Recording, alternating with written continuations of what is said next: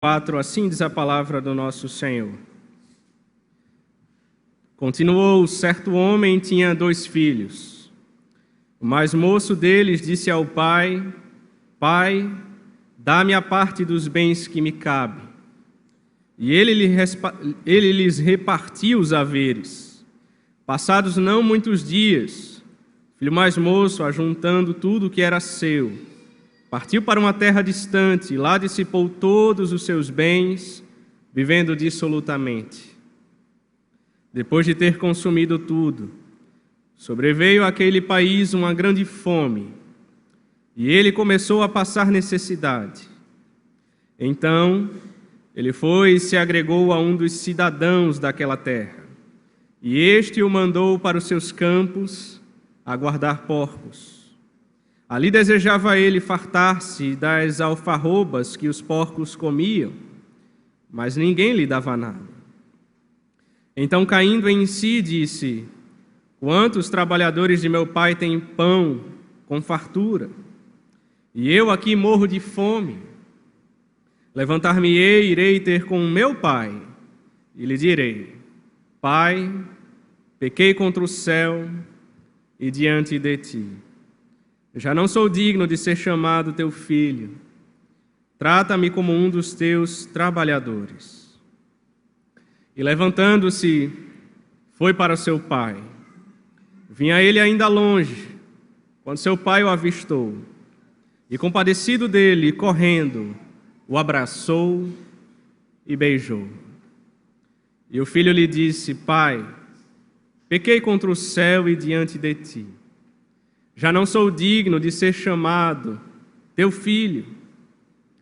O pai, porém, disse aos seus servos: Trazei depressa a melhor roupa, vestiu, ponde-lhe um anel no dedo e sandálias nos pés. Trazei também e matai o novilho cevado. Comamos e regozijemo-nos, porque este meu filho estava morto e reviveu. Estava perdido e foi achado. E começaram a regozijar-se. Vamos à presença do Senhor em oração, meus irmãos, mais uma vez.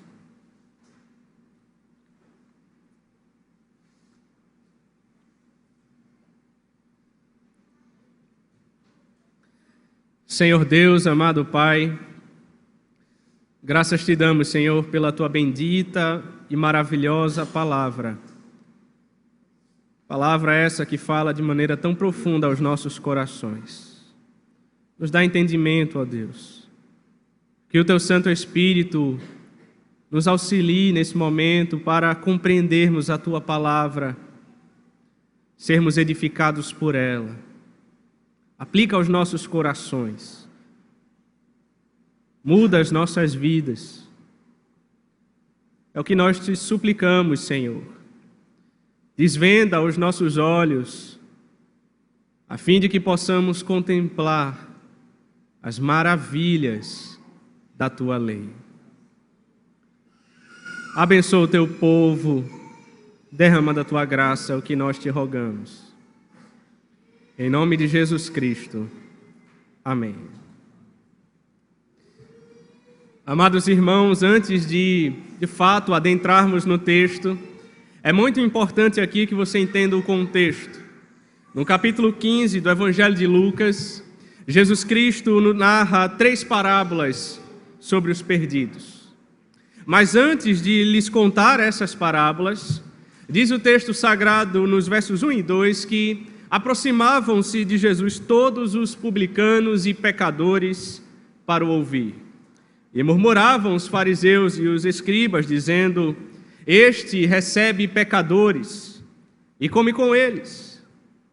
Ora, os fariseus eram aqueles que se achavam justos, que se achavam cumpridores da lei, que se achavam merecedores da salvação. Então, diante da atitude de Jesus Cristo em se aproximar de pecadores, de gente que não tinha valor na sociedade, daqueles que eram considerados indignos e impuros, eles começam a murmurar. Como é que Jesus come com essas pessoas? Então Jesus Cristo, respondendo os fariseus e os escribas, lhes propõe estas parábolas. Primeira, a parábola da ovelha perdida. A segunda, a parábola da dracma perdida. E a terceira, a parábola do filho pródigo. Os versos de 3 a 7 narram a parábola da ovelha perdida. Veja comigo o que diz o texto. Então lhes propôs Jesus esta parábola.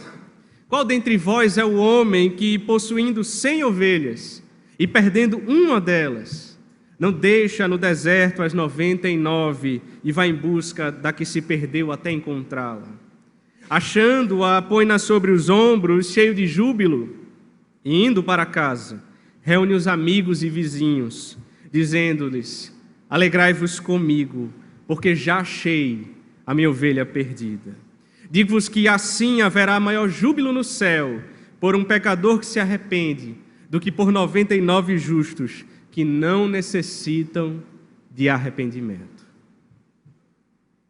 Em outras palavras, Jesus Cristo está dizendo aos fariseus: eu vim buscar o perdido. Agora deixe-me fazer uma pergunta a vocês. Aonde a ovelha estava perdida? No deserto, longe da casa do pai. Segunda pergunta, a ovelha sabia que estava perdida? Ela sabia.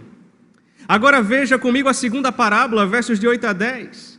Ou qual é a mulher que, tendo 10 dracmas, se perder uma, não acende a candeia, varre a casa e a procura diligentemente até encontrá-la?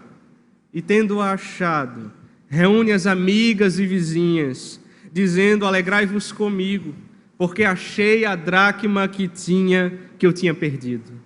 Eu vos afirmo que, de igual modo, há júbilo diante dos anjos de Deus por um pecador que se arrepende. Mais uma vez, Jesus Cristo está dizendo aos fariseus: eu vim buscar o perdido. Agora deixe-me fazer uma pergunta: onde a dracma estava perdida? Dentro de casa. Segunda pergunta, a dracma sabia que estava perdida? Ela não sabia.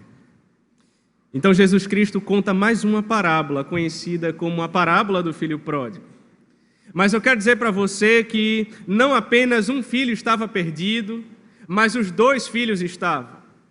A diferença é que o filho mais novo estava perdido fora da casa do pai, enquanto o filho mais velho estava perdido dentro da casa do pai. O filho mais novo sabia que estava perdido. O filho mais velho não sabia que estava perdido. A figura central, portanto, nesta parábola, não é o filho mais novo, muito menos o filho mais velho. A figura central é o pai que ama, é o pai que cuida, é o pai que perdoa, é o pai que restaura. Dwight Moody diz que esta parábola tem sido intitulada a parábola do filho pródigo, mas seria melhor se fosse chamada de a parábola do pai maravilhoso. A parábola do pai maravilhoso. Hoje nós veremos apenas sobre o filho mais novo. E eu gostaria de destacar 3 fases da vida dele. Primeira fase, rebeldia. Ele foi para uma terra distante. Veja comigo novamente os versos de 11 a 16.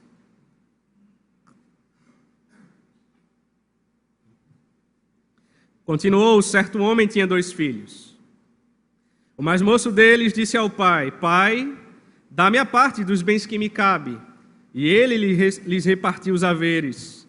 Passados não muitos dias, o filho mais moço, ajuntando tudo o que era seu, partiu para uma terra distante e lá dissipou todos os seus bens, vivendo dissolutamente. Depois de ter consumido tudo, sobreveio àquele país uma grande fome, e ele começou a passar necessidade.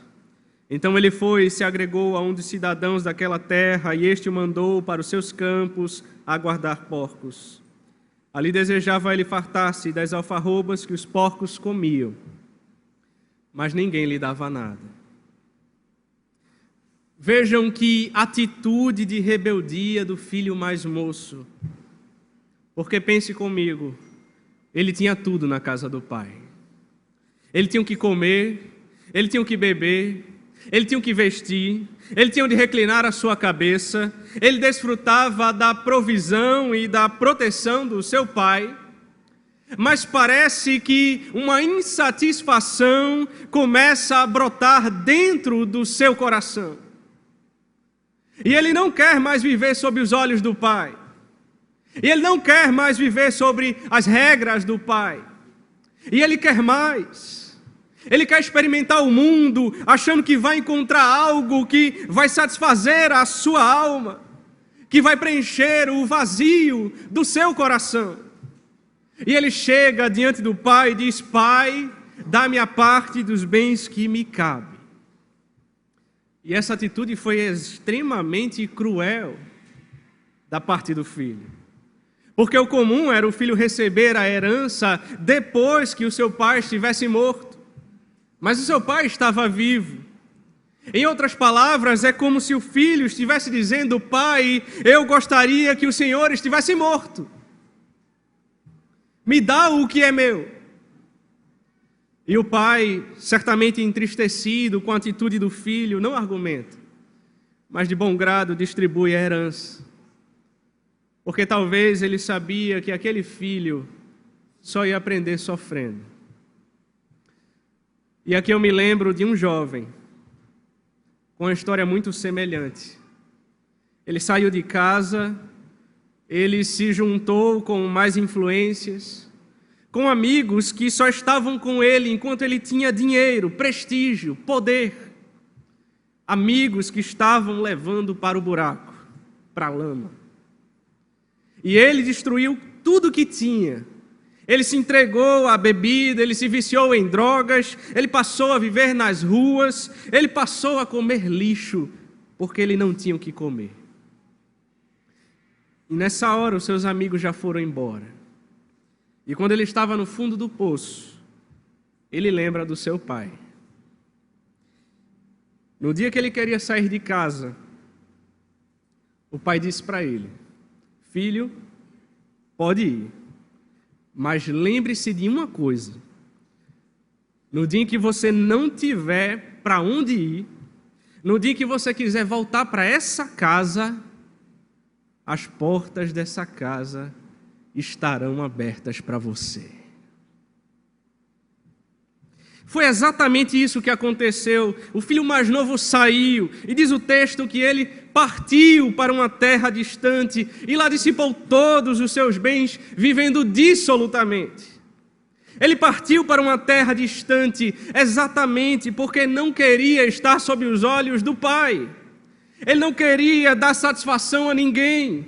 Ele queria fazer o que bem entendesse. Agora preste atenção nisso. A terra distante não diz respeito apenas a um lugar, mas ao seu coração distante de Deus. Quem sabe você que está ouvindo essa mensagem hoje, você cresceu na igreja e hoje você está distante porque queria experimentar o mundo.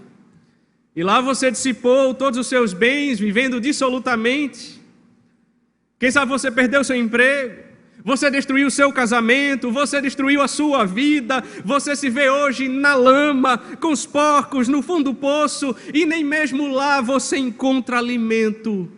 E talvez você já pensou em dar cabo da sua própria vida. Você foi para uma terra distante, pensando que podia fugir de Deus. Mas eu quero dizer para você hoje que os olhos do Pai continuam sob você. E aí vem a segunda fase. Arrependimento. Ele caiu em si. Veja comigo os versos 17 a 19.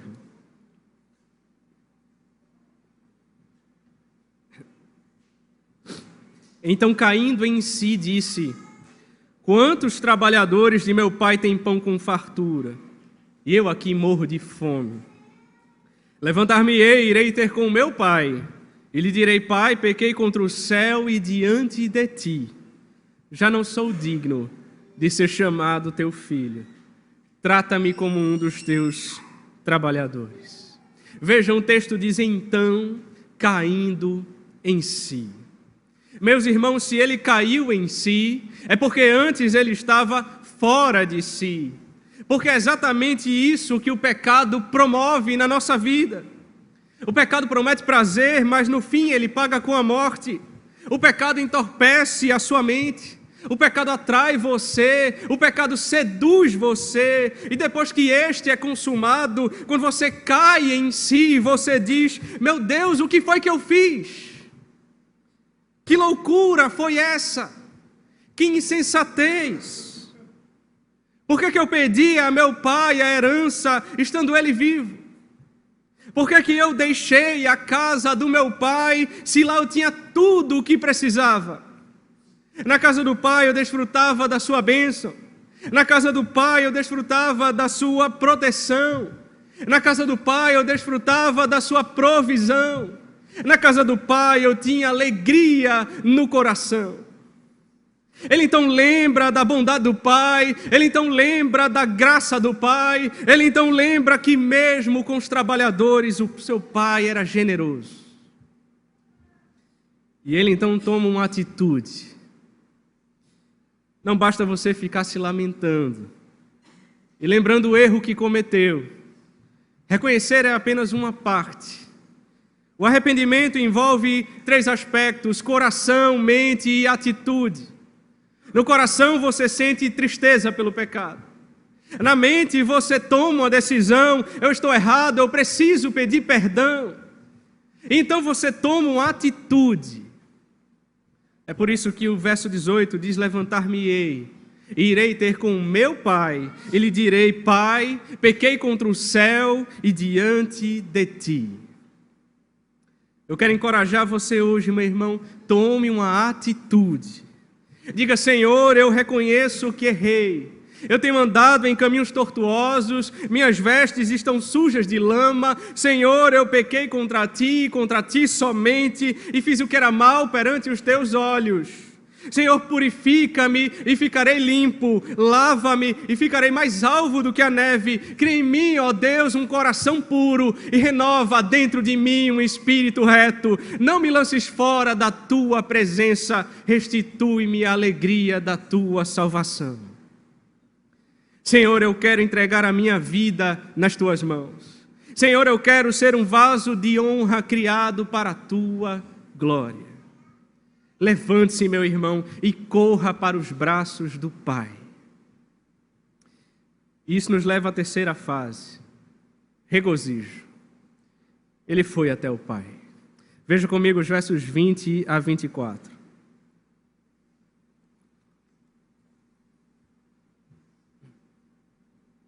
E levantando-se, foi para seu pai. Vinha ele ainda longe quando seu pai o avistou. E compadecido dele, correndo, o abraçou e beijou. E o filho lhe disse, Pai, pequei contra o céu e diante de ti. Eu já não sou digno de ser chamado teu filho. O pai, porém, disse aos seus servos, trazei depressa a melhor roupa, vestiu, ponde-lhe um anel no dedo e sandálias nos pés. Trazei também e matai o novilho cevado. Corramos e regozijemo-nos, porque este meu filho estava morto e reviveu. Estava perdido e foi achado. E começaram a regozijar-se. Ele se arrependeu. Ele se levantou e foi para o seu pai. Mas note comigo, o pai já estava vendo ele de longe. E mesmo ele sujo com pecado, cheirando a lama, o pai correu em direção a ele e o abraçou e o beijou. O pai já estava esperando por ele.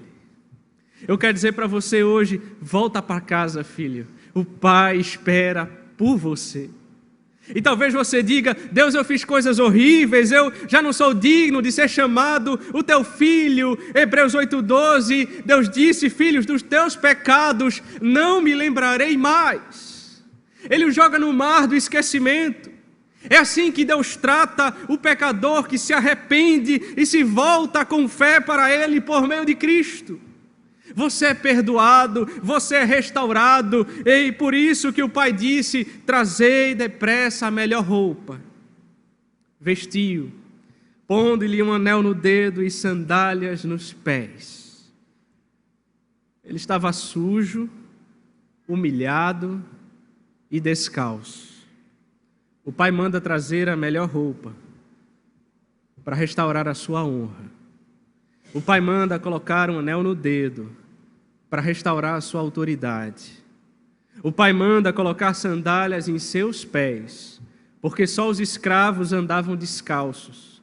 E ao colocar sandálias em seus pés, ele estava dizendo: você ainda é meu filho. Ele restaura a sua posição. O Pai não desiste de você. Ele restaura cada área da sua vida. Ele faz de você um novo homem. 2 Coríntios 5:17 diz: pois se alguém está em Cristo, é nova criatura. As coisas antigas já passaram, eis que se fizeram novas. O texto então diz, pois, no verso 23, trazei também, matai o novilho cevado, comamos e regozijemo-nos. Amados irmãos, há festa nos céus quando um pecador se arrepende. É por isso que na parábola da ovelha perdida, Jesus Cristo disse: digo-vos que assim haverá maior júbilo no céu por um pecador que se arrepende do que por 99 justos que não necessitam de arrependimento. Também na parábola da dracma perdida, Jesus Cristo disse: eu vos afirmo que de igual modo há júbilo diante dos anjos de Deus por um pecador que se arrepende. Na parábola do filho pródigo, assim ele também disse: regozijemo-nos, porque este meu filho estava morto e reviveu, estava perdido e foi achado. Vejam, o filho estava perdido. Jesus Cristo disse: eu sou o caminho. O filho estava vivendo uma mentira. Jesus Cristo disse: eu sou a verdade. O filho estava morto. Jesus Cristo disse: eu sou a vida. Em João 14:6, Jesus Cristo disse: eu sou o caminho e a verdade e a vida, e ninguém vem ao Pai a não ser por mim. Se hoje você quer voltar para o Pai, o caminho é Jesus. Quem sabe a história do filho pródigo é exatamente a tua história. Eu quero dizer para você que Jesus Cristo conta essas 3 parábolas para ilustrar o propósito da sua vinda. Em Lucas 19:10 está escrito: porque o Filho do Homem veio para buscar e salvar o perdido. Há quanto tempo você está perdido, filho? Há quanto tempo você está longe da casa do Pai? Filho, volta para casa. Pai Celestial espera por você. Isaías 55:7, ele disse: deixe o perverso o seu caminho, o iníquo os seus pensamentos, converta-se ao Senhor, que se compadecerá dele, e volte-se para o nosso Deus, porque Ele é rico em perdoar. Feche os seus olhos e vamos orar.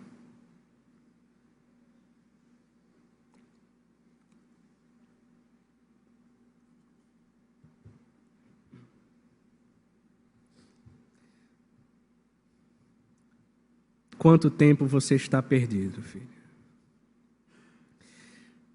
Senhor Deus amado, Pai maravilhoso, Deus da graça, Deus que nos atrai com cordas de amor, que entregou seu Filho no madeiro, na cruz do Calvário, para morrer em nosso lugar, para perdoar os nossos pecados, para nos trazer junto, Pai Celestial, para nos reconciliar com Deus. foi que o Senhor morreu na cruz por mim e por você. E nós cremos, ó Deus, no agir do Teu Espírito Santo, na Tua palavra viva, eficaz, mais cortante do que qualquer espada de 2 gumes, que penetra até o ponto de dividir alma e espírito, juntas e medulas, e é capaz de discernir os pensamentos e propósitos do nosso coração. Que o Senhor nos ajude, ó Deus. Que o Senhor tire as escamas dos nossos olhos, tire a trave que está nos nossos olhos e que não nos deixe enxergar, reconhecer o nosso pecado. Nos leva, ó Deus, por meio da Tua palavra e do Teu Espírito, por meio da Tua doce voz, nos leva, ó Deus, ao arrependimento. Nos leva, ó Deus, a um quebrantamento. Nos leva, ó Deus, de volta para a casa do Pai.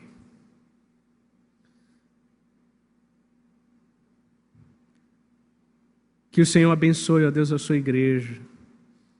Que o Senhor derrame da sua graça sobre nós. E que nós possamos viver para a Tua glória.